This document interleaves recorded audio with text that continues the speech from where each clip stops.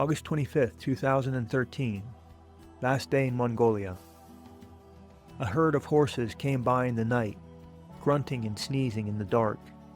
We crossed paths again this morning. 30 of them trotted alongside me for over a mile. I appreciated their company. Goats, sheep, and cows watch me pass. Horses are the only ones who join. I spent the day bouncing through the desert, trying to find the most solid track to get myself east. Progress was slow, and the temperature hovered around 90 degrees. I struggled onward into the late afternoon before I finally saw what I was looking for. Far in the distance were a few tractor trailers moving silently across the land. They were on the highway that would take me to China's border. I listened to the traffic grow louder for an hour before I pulled onto the paved shoulder. Pausing there, I took a moment to silently celebrate. If I were more dramatic, I would have kissed the pavement. I stopped to camp with the border only 10 miles away, close enough to see. I would present myself to China in the morning, and I look undeniably rough. My long-sleeve shirt has completely deteriorated. I keep the shirt on for the sleeves, but at this point, more sun gets through than is blocked. The holes have grown so large and numerous that the fabric has taken on the appearance of a spider web. I rather like watching my shirts fall apart.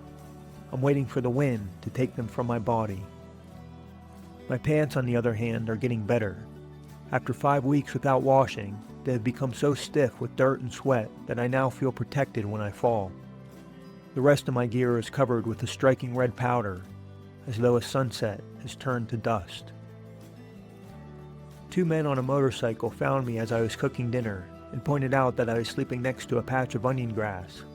One of them plucked a strand and took a bite to show me that they were edible. I thanked them for the tip, then added a few blades to my rice. I was still hungry when I finished my dinner and wondered if I could eat the other grass around me. Over the past month, I've seen thousands of grazing animals. I never thought I'd join them. I've eaten all my food and saved only 1 swallow of water for morning. I'll be arriving at the end of Mongolia on an empty stomach, thirsty, aching, and tired. This feels fitting. Now, I'm seated on the ground, watching the lingering sunset. My legs are exhausted, and I'm emotionally depleted. Reaching this border crossing after being rejected at the last one has required a depth of fortitude I did not know I had. The dire situation forced my focus to become clear and absolute, my legs to be strong and tireless, and my resolve to harden against the torrent of fear and doubt I was feeling. Never before have I had to do something so difficult with so little confidence and such high stakes. I believe I reached the pinnacle of my capabilities. Going forward, I will compare all other experiences to this one, and my life will forever feel easier.